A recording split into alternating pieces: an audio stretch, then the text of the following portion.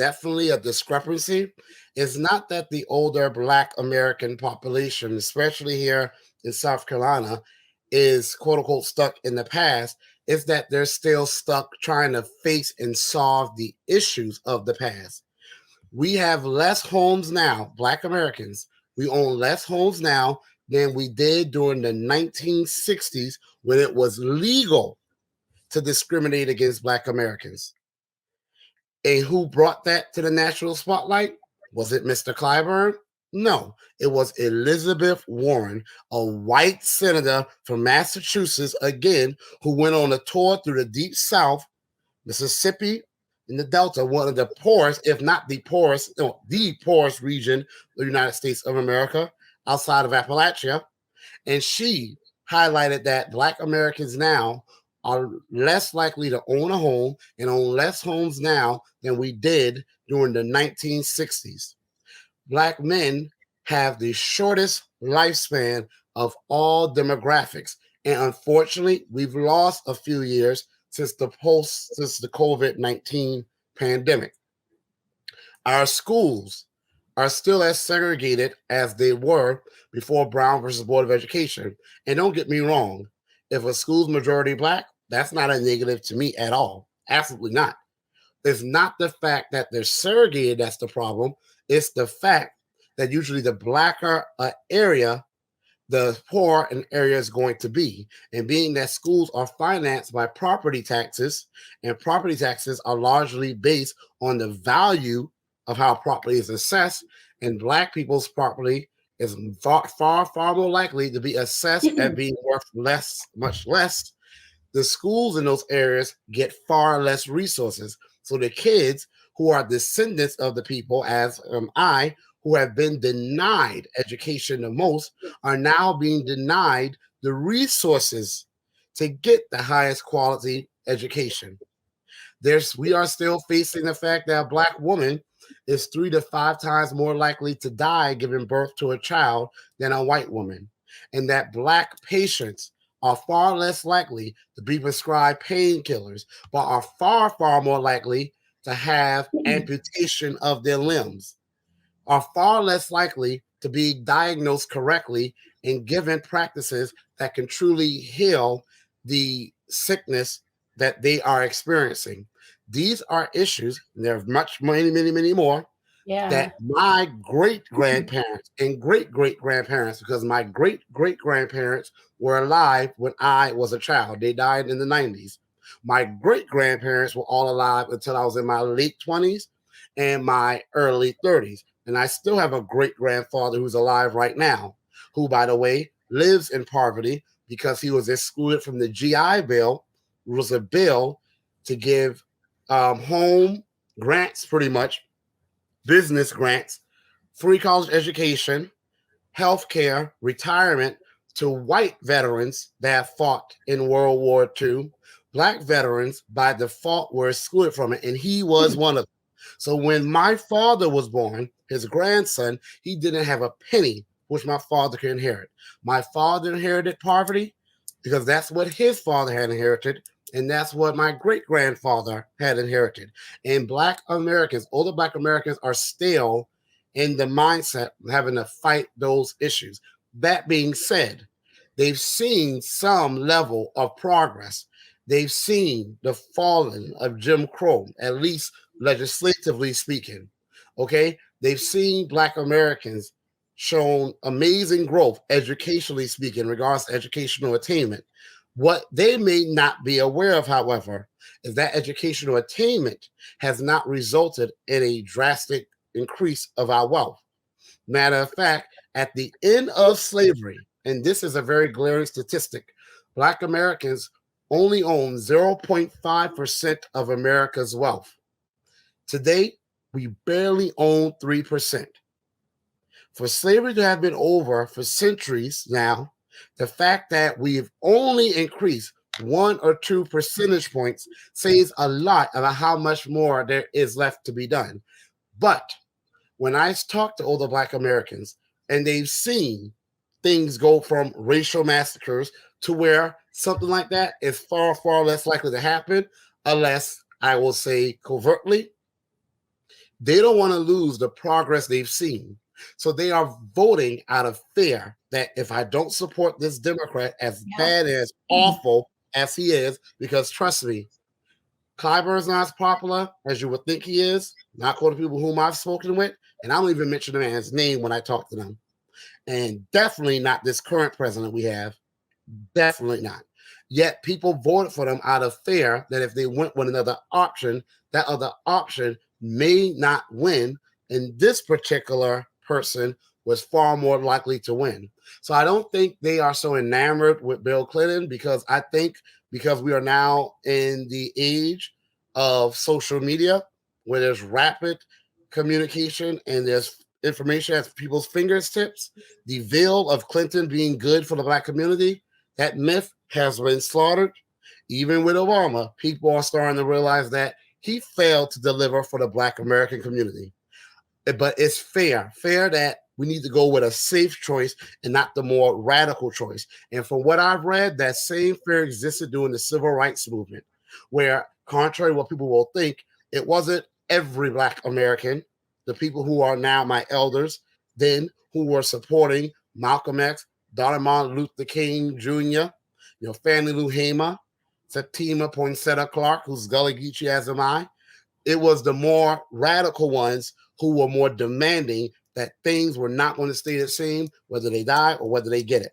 So that is what we're seeing. People voting out of fear and feeling that they have to be very strategic with their vote and not vote for a candidate who's going to fight for the things that need to be fought for and risk losing, but for the candidate who they feel is safe and things may not get better, but at least it won't get any worse. So yeah, I think we have like really, we're just used to being abused in this country in so many ways. Our standards are very low. But so what are your, like, the key issues? I mean, there's so many. I know that there's just so many. And for us, it's really about just overall justice, economic justice, environmental justice, like, and not any one policy in particular.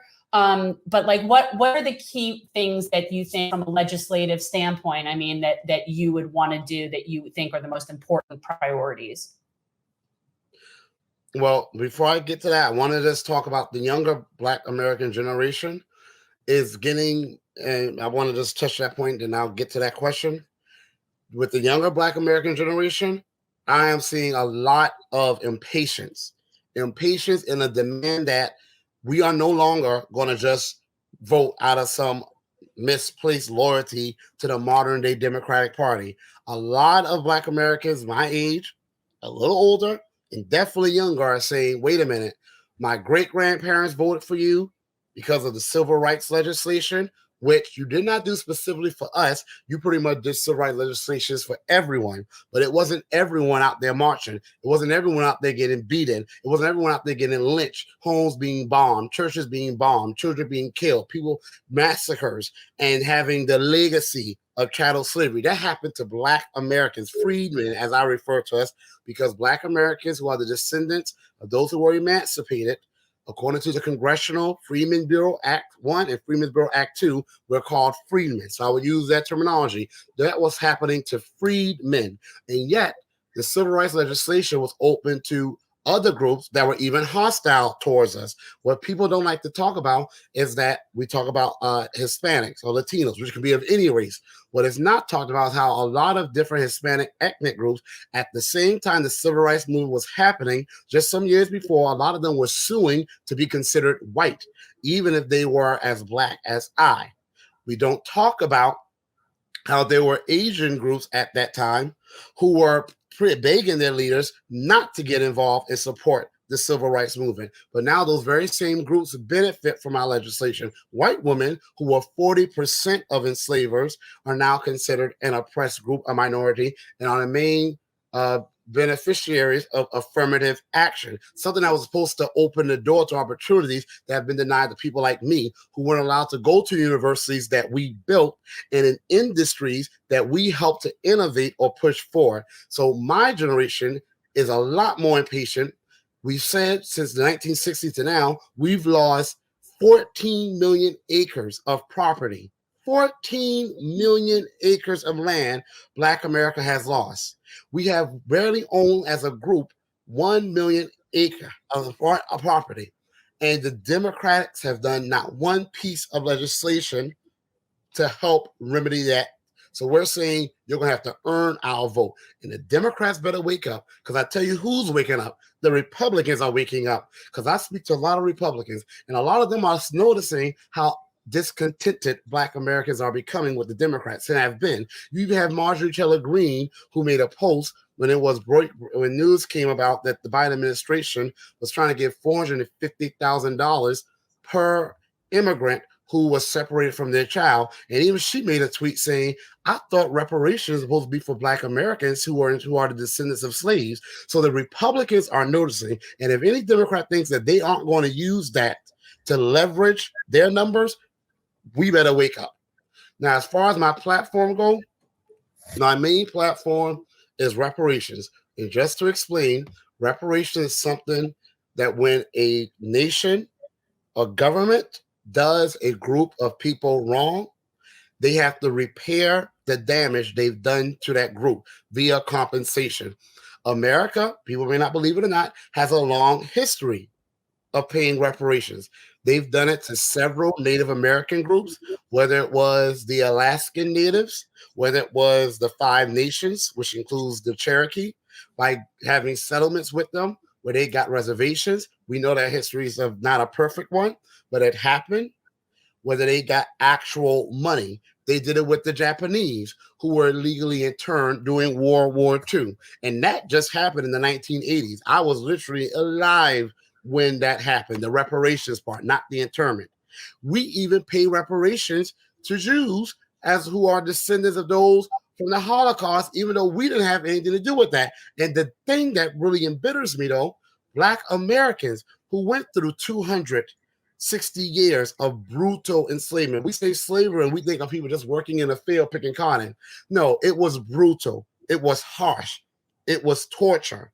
From us being forced to have orgies with people that were enslaved, to our children being torn away from us, to our bodies being mutilated, where it was our nose, our fingers, to us having to work in horrific environments like here in the South Carolina Low Country, in the swamps filled with malaria and snakes and gators, whether it was just the fact that we will be burnt alive, we will be beheaded just to keep control of a population via fear.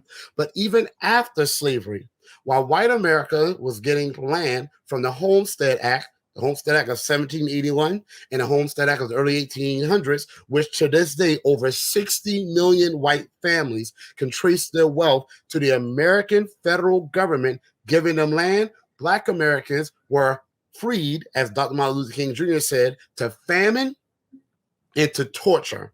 We were so impoverished that there are still stories people tell down here in South Carolina, because this is the home of the Confederacy, where people tell the stories of having to eat rotten food from the bodies of dead soldiers.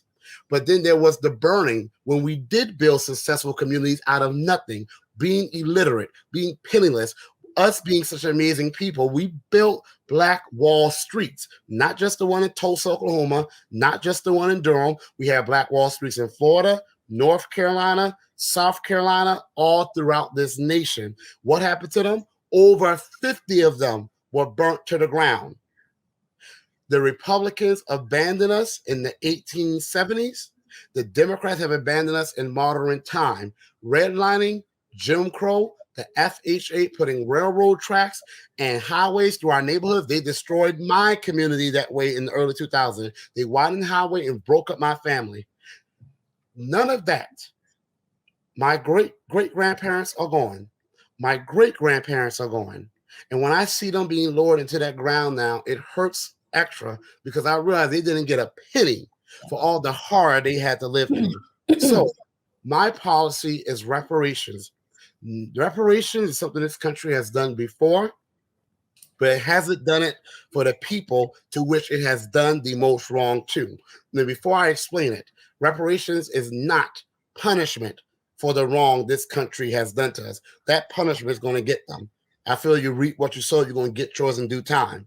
Reparations is compensation and is not a payment from white people to black people. Okay? Even though it was white people in control of these governments and who did the wrong.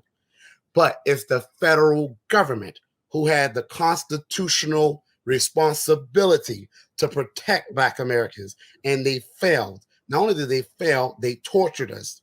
So via legislation that's going to be put forth, the first thing I'm going to do is put forth legislation to help black Americans reclaim the estimated more than 20 million acres of land that we've lost since the 1950s, but that we also lost prior to the civil rights movement during the era of Reconstruction. Direct monetary payments that was done for Native Americans, that was done for Japanese Americans, to close the wealth gap, but also to compensate us for the physical, physiological, emotional, and mental trauma. A study on Jews showed that the grandchildren of those who survived the Holocaust showed higher levels of anxiety. So if you can inherit trauma from a 14-year tragedy, how much trauma have Black Americans, freedmen, inherited from a tragedy, a despicable disgrace that has been going on in this country for more than 400 years? And the Freedmen's Bureau, which was an organization set up by Congress to make sure that Black Americans received food, land, housing, healthcare, and protection. If it was allowed to do its job, we wouldn't be talking about reparations today because we would already have had it. And we would have had the Freedmen's Bank, which would have been trillions and trillions of dollars into Black America. But Congress failed to do their job. I'm going there to make Congress do their job. Thanks for watching. If you want to support our mission to transform politics into service, please like this video, subscribe, follow us on social media, and consider joining our Patreon, where you'll get early access to our interviews as well as other exclusive content. Links are in the description. Peace out.